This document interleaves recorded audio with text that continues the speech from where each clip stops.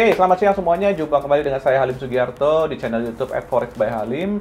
Jangan lupa kalau teman-teman merasa video saya bermanfaat ini bisa melakukan subscribe, like, dan share. Dan kebetulan pada tema hari ini saya akan membahas tentang investasi bermodus Ponzi.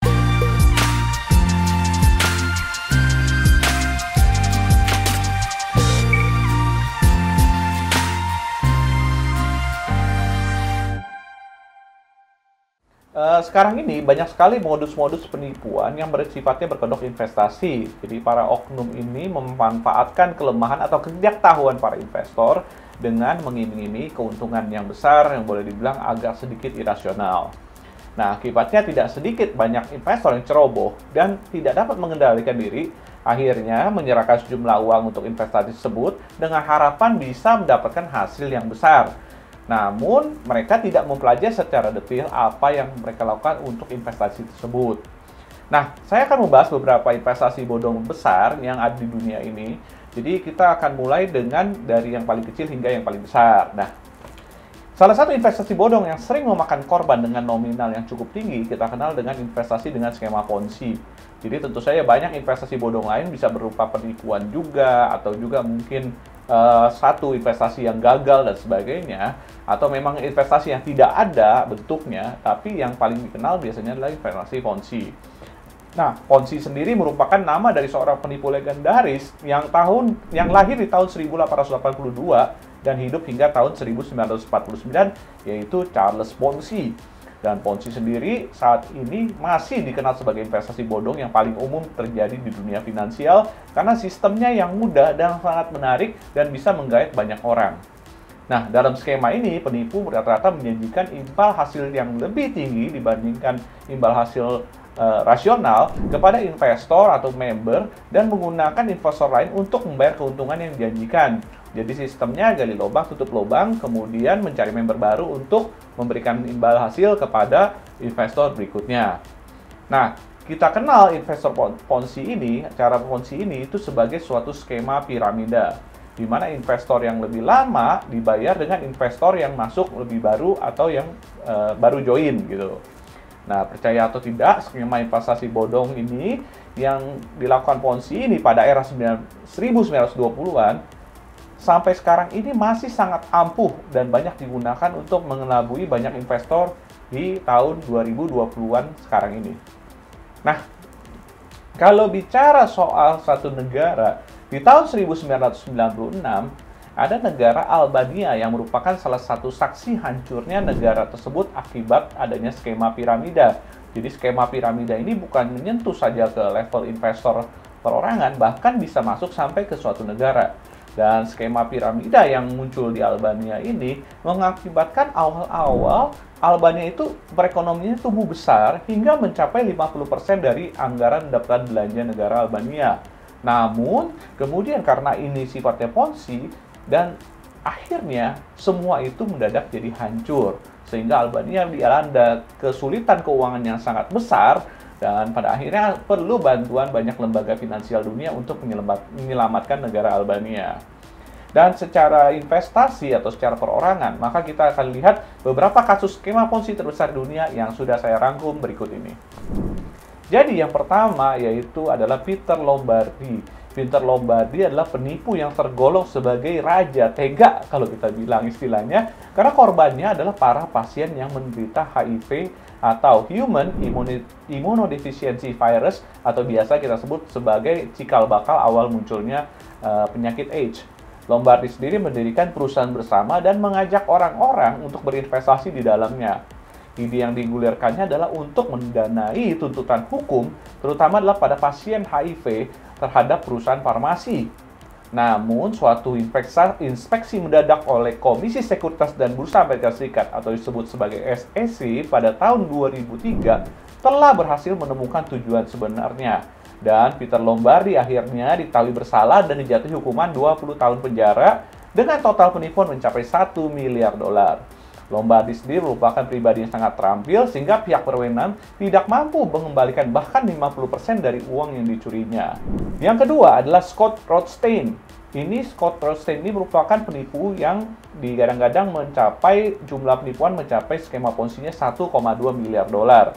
Penipuan yang dilakukan Rothstein amat terkenal karena merupakan penipuan terbesar yang diotaki oleh seorang pengacara. Rothstein sendiri merupakan seorang pengacara dari Florida, menciptakan skema ponzi yang sangat rumit dan bertahan hingga bertahun-tahun. Ia sendiri mampu menarik ribuan investor dan Rothstein mengumpulkan dana triliunan rupiah yang lantas digunakan untuk membiayai gaya hidup mewahnya. Hal itu juga yang akhirnya membuka kedok Rothstein dan setelah melalui pengadilan, akhirnya di tahun Januari 2010 ia dipenjara kurang lebih selama 50 tahun dari lembaga federal penjara Amerika Serikat. Pemerintah sendiri memperkirakan dana yang berhasil didelapnya mencapai lebih dari 1,2 miliar dolar. Dan yang ketiga adalah dari orang Amerika yang tinggal di Jepang, yaitu Edwin Fujinaga, Junso Suzuki, dan Paul Suzuki. Ini ketiga warga negara Jepang tersebut didakwa oleh Dewan Juri pada tahun 2015 karena mengoperasikan skema ponzi yang menjaring investor lebih dari 1,5 miliar dolar. Dan para korban ini tidak banyak menaruh kecurigaan, terutama adalah investor-investor di Jepang dan Amerika Serikat. Mereka mengoperasikan sebuah perusahaan bernama MRI International, berpusat di Las Vegas, mengklaim untuk mengumpulkan rekening medis dari orang-orang dengan harga diskon. Namun, mereka kemudian menggunakan rincian ini untuk mengumpulkan jumlah penuh dari seluruh perusahaan asuransi yang berbeda di seluruh negeri. Dan faktanya adalah ternyata mereka melakukan penipuan surat, pencucian uang, hingga penipuan kawat. Total kerugiannya sangat besar, lebih dari 1,5 miliar dolar, dan merupakan salah satu penipuan terbesar oleh warga negara di luar Amerika Serikat. Yang berikutnya adalah Tom Peters. Tom Peters dikenal seorang penipu berbahaya karena juga memiliki koneksi mendalam dengan beragam industri yang dimilikinya. Dia juga merupakan seorang pemimpin dari berbagai perusahaan grosir dan juga CEO di beberapa perusahaan miliknya, yaitu Peters Group Worldwide. Semua yang mengenalnya menilai ia adalah seorang pebisnis hebat yang baik hati. Namun, Securities dan FBI menilai sesuatu yang mencurigakan, yaitu bahwa setiap pembelian yang dilakukannya selalu untung tanpa henti. Jika bukan karena wakilnya, Dana Coleman, yang bisa mengumpulkan unsur-unsur atau bukti-bukti penipuannya, maka kejahatannya tidak akan pernah terbongkar. Peters dipaksa menghabiskan seluruh sisa hidupnya di penjara dengan total penipuan mencapai 3,65 miliar US dollar. Yang berikutnya, yang kelima adalah Ellen Stanford. Kisah Ellen mirip dengan film kartun. Ellen adalah seorang identitas palsu, mengaku sebagai pewaris Leland Stanford, yaitu sang pendiri Stanford University di California. Ia pun sukses memikat orang-orang dengan identitas palsunya tersebut. Dia berhasil memikat para investor untuk berinvestasi di perusahaan miliknya, bahkan menyetor ke rekening pribadinya sendiri. Dan ia akhirnya menyuap juga sejumlah politisi untuk membuat langkahnya sebagai skema ponzi tersebut berjalan dengan sangat lancar. Atas kejahatannya, penipuannya mencapai 7 miliar dolar. Ellen divonis penjara selama 110 tahun. Penipuan berikutnya dilakukan dengan skema ponzi adalah melalui kripto, dilakukan oleh seorang wanita bernama Ruha Ignatova. Ruha Ignatova pada 2014 bersama rekannya Sebastian Greenwood dan Konstantin Ignatov berhasil meluncurkan proyek OneCoin yang dikabarkan bisa mengeruk sekitar 4 miliar dolar atau setara 54 triliun rupiah secara ilegal dari investor-investornya. Mereka mengklaim bahwa OneCoin merupakan blockchain asli yang pada akhirnya setelah dilusi tidak muncul, justru tidak ada proyek blockchain di balik OneCoin tersebut dan tidak lain hanya merupakan suatu skema ponzi. Ruha Ignatova menghilang dan setelah penipuannya yang mengakibatkan kerugian hingga 10 miliar dolar itu terbongkar, juga mengeret kasus pengacaranya yaitu Martin Breidenbach yang dituduh bersama dengan dua orang lainnya melakukan pencucian uang sebesar 20 juta euro atau sekitar 440 miliar rupiah ke bursa firma hukum di London. Dana tersebut digunakan Ruha untuk bermewah-mewah, melakukan perjalanan trip ke luar negeri, dan memfasilitasi kebutuhan pribadinya. Dan OneCoin merupakan salah satu penipuan investasi dengan mata uang kripto terbesar di dunia. Dan terakhir adalah penipuan terbesar di dunia dilakukan oleh Bernard Madoff atau dikenal dengan nama Bernie Madoff, yang merupakan seorang penipu terbesar dan terburuk sepanjang sejarah umat manusia karena hasilnya yang sangat fantastis.